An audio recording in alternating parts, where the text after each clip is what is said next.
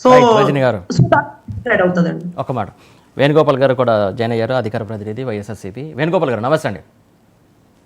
నమస్తే సార్.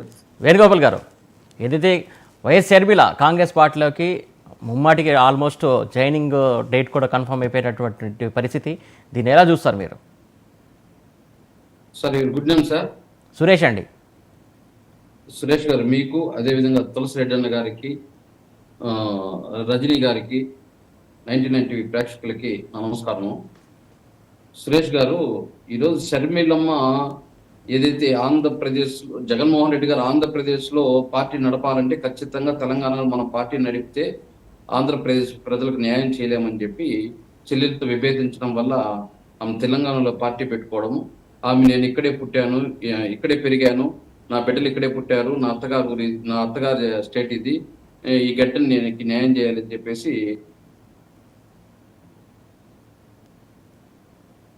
మీ మాట వినబడట్లేదండి. ఆ తర్వాత ఎన్నికల్లో కాంగ్రెస్ విలీనం అయ్యి తెలంగాణలో పోటీ చేయాలనే ప్రయత్నంలో అక్కడ కాంగ్రెస్ నాయకులు ఎవరు షర్మిలమ్మని స్వాగతించకుండా విభేదించడంతో ఆమె పార్టీని ఇప్పుడు విలీనం చేసి ఏదో ఏఐసిసి జనరల్ సెక్రటరీ రాజ్యసభ సభ్యురాలు, లేదా పిసిసి ప్రెసిడెంట్ అనేసి పిసిసి ప్రెసిడెంట్ అని చెప్పడం జరిగింది. దీనికి పిసిసి ప్రెసిడెంట్ అని చెప్పడం జరిగింది. కానీ షర్మిలమ్మ ఈరోజు పెట్టిన మీటింగ్లో లోటస్ పాండ్లో ఏ నిర్ణయం అనేది ఎల్లుండి చెప్తాము అని చెప్పి మీడియా చెప్పడం, ఆ మీడియా పూర్వకంగానే మేము కూడా వినడం జరిగింది. మేము చెప్పడం ఒకటే, రాష్ట్రంలో ఎవరైనా పార్టీలు పెట్టుకోవచ్చు, అదేవిధంగా ఏ పార్టీలు అయినా చేరుకోవచ్చు.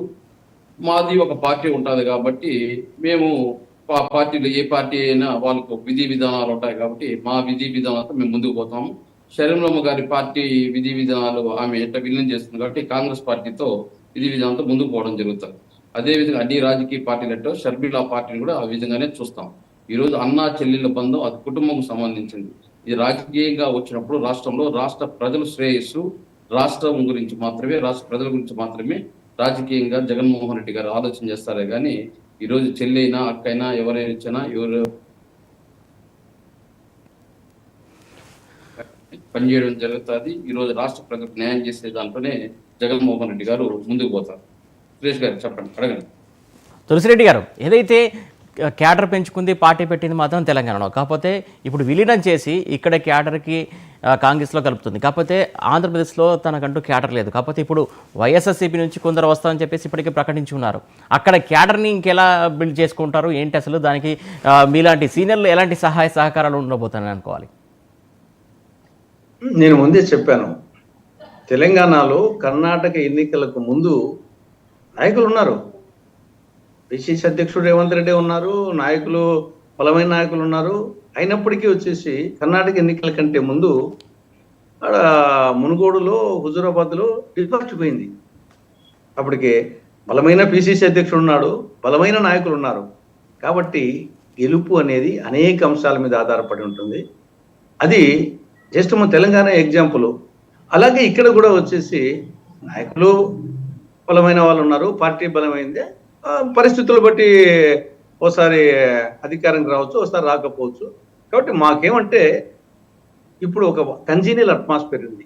ఒక కర్ణాటక తెలంగాణ ఎన్నికల ఫలితాల తర్వాత ఒక ఊపు వచ్చింది క్యాడర్లో కానీ ప్రజల్లో కానీ.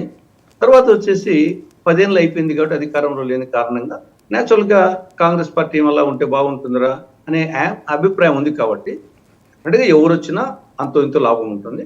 దట్టు రాజశేఖర రెడ్డి గారి కూతురుగా ఆవిడ వస్తే మరింత లాభం ఉంటుంది.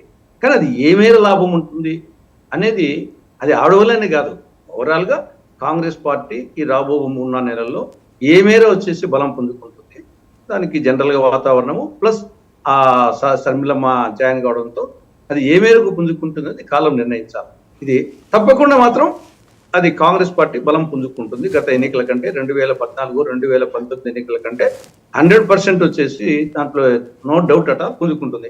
అది ఏ మేరకు పుంజుకుంటుంది అనేది ఇది అనేక అంశాల మీద ఆధారపడి ఉంటుంది. బట్ రాబో కాలం నిర్ణయించాలి.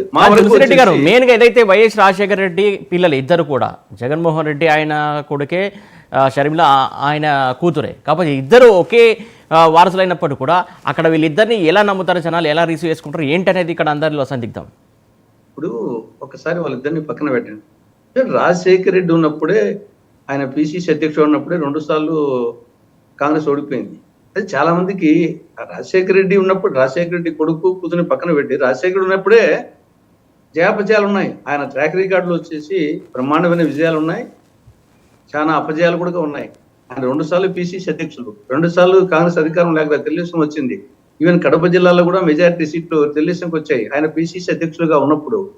కాబట్టి తర్వాత వచ్చేసి విజయమ్మ తర్వాత విజయమ్మ గారు వచ్చేసి విశాఖపట్నంలో ఓడిపోయారు. జగన్ 2014 అధికారంలోకి రాలేదు. సరిమల్లమ్మ తెలంగాణలో సక్సెస్ కాలేకపోయింది. వివేకానంద రెడ్డి బీటెక్ రవి చేతిలో ఓడిపోయినాడు. కాబట్టి ఆ కుటుంబానికి ఈవెన్ రాజశేఖర రెడ్డికే జయాపజయాలు చాలా ఉన్నాయి. కాబట్టి అది ఏదో మొత్తము, కాకపోతే ఏమంటే ఒక నాయకుడు డెఫినెట్ గా, కాబట్టి వాళ్ళు వచ్చినప్పుడు డెఫినెట్ గా అంత జరుగుతుంది, దాంట్లో ఎలాంటి డౌట్ లేదు. కానీ అది ఏదో వైఎస్ కుటుంబం లేకుంటే ఈ రాష్ట్రమే లేదు, కాంగ్రెసే లేదు, ఈ లోకమే లేదు అనే యాంగిల్ కరెక్ట్ కాదు. అది అంతవరకు నేను చెప్పగలను. నేను వచ్చేసి హృదయపూర్వకంగా కాంగ్రెస్ వాదిగా ఆవిడకి వచ్చేసి నా బలమైన నాయకురాలు, ఆహ్వానిస్తాము హృదయపూర్వకంగా, అన్నీ ఉన్నాయి. కానీ ఏదో ఆ కుటుంబం లేకుంటే కాంగ్రెసే లేదు, ఈ రాష్ట్రమే లేదు, ఈ లోకమే లేదు అనే యాంగిల్ కరెక్ట్ కాదు. వేణుగోపాల్ గారు ఒక నిమిషం. వేణుగోపాల్ గారు, ఇందాక రజనీ గారు ఒక మాట అన్నారు, ఏదైతే 4.5 సంవత్సరాలుగా వైఎస్ షర్మిల ఇక్కడ ఉన్నటువంటి సమస్యల గురించి ఏమాత్రం ఒక్క మాట కూడా మాట్లాడలేదు, ఇప్పుడు ఎలా మాట్లాడుతుంది ఏంటి అసలు అనేది ఒక డౌట్ వ్యక్తం చేశారు. మీ మాట వినపడట్లేదు, అన్మ్యూట్ చేయండి. రజనీ గారు ఈరోజు ఏదైతే షర్మిలమ్మ గారు పెట్టిన మీటింగ్ ని ఫాలోఅప్ చేయనట్టుగా ఉంది, దాంట్లో చెప్పారు వాళ్ళు స్పష్టంగా, వాళ్ళు ఏసీ జనరల్ సెక్రటరీ లేదా రాజ్యసభ తీసుకుంటున్నామే కానీ ఏపీకి సంబంధించి ఇన్ఛార్జ్ తీసుకోవడం లేదు, క్యాంపెయిన్ చేస్తాము 3 రాష్ట్రాల్లో, తమిళనాడు, ఆంధ్ర, తెలంగాణలో అనేసి కాంగ్రెస్ పార్టీ తరఫున క్యాంపెయిన్ చేసే విధంగా వాళ్ళు ముందుకు పోతారని చెప్పేసి వాళ్ళ రాష్ట్ర అధికార ప్రతినిధి కూడా చెప్పడం జరిగింది. మేము అనుకోవడం ఏమంటే పూర్తిగా ఏపీకే ఆమె ఇది కాకుండా క్యాంపెయినర్ గా పనిచేసేటట్టుగా ఉంది. మేమేమంటే ఒకళ్ళు ఏపీకి రాదు అన్నామంటే మీరు భయపడుతున్నారని అడుగుతారు. కాబట్టి మేము దేనికైనా సిద్ధం. ఈరోజు తెలుగుదేశం పార్టీ అయినా, జనసేన అయినా, మా కాంగ్రెస్ అయినా, కమ్యూనిస్ట్ అయినా, ఏదైనా సరే పార్టీకి ఒక విధి విధానాలు ఉంటాయి. కాబట్టి వాళ్ళ విధి విధానాలు వాళ్ళతో ముందుకు పోతారు, మా విధి విధానాలతో మేము ముందుకు పోతాము. మేము ఏదైతే ఎవరు చేసినా అధికారంలో ఉండేటప్పుడు మేము ప్రజలకు సేవ చేసుకుంటాము. అదే ప్రతిపక్షంలో కానీ ఉంటే ఎవరైనా ప్రజలకి ఏదైనా వ్యతిరేకంగా పనులు జరిగితే దాన్ని విభేదించడం జరుగుతుంది. కానీ ఇక్కడ షర్మిలమ్మ కాంగ్రెస్ లో చేరినంత మాత్రం మాకు వచ్చిన ఇబ్బంది ఏమీ లేదు, షర్మిలమ్మ చేరకపోయిన దాని వల్ల మాకు వచ్చే ఇబ్బంది ఏమీ లేదు. అదే విధంగా ఇప్పటి వరకు ఉండే సమాచారం ప్రకారం మాత్రం ఈ రోజు వాళ్ళు ప్రెస్ మీట్ లో చెప్పడం అధికార ప్రతినిధి షర్మిలమ్మ గారు క్యాంపెయిన్ గా పనిచేస్తారు, స్టార్ క్యాంపెయిన్ గా 3 రాష్ట్రాల్లో అనేసి వాళ్ళు